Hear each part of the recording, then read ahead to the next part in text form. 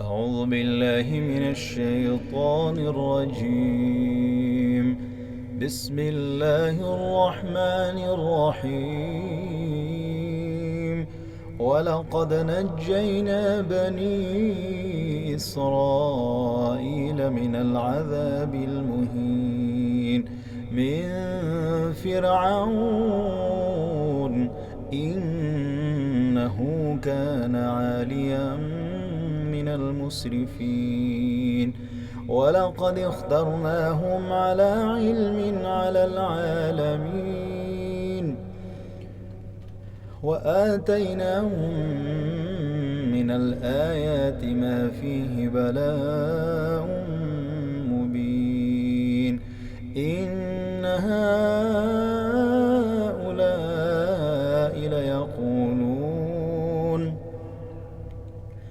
إن هي إلا موتتنا الأولى وما نحن بمنشرين.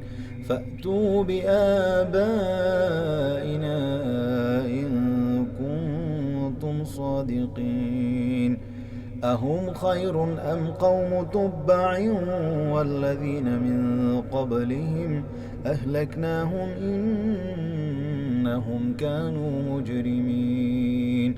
وما خلقنا السماوات والأرض وما بينهما لاعبين ما خلقناهما إلا بالحق ولكن أكثرهم لا يعلمون.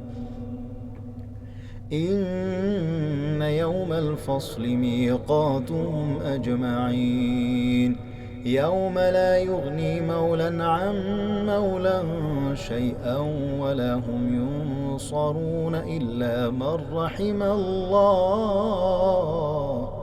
إنه هو العزيز الرحيم.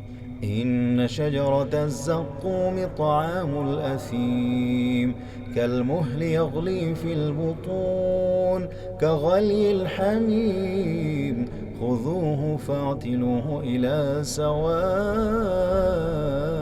الجحيم.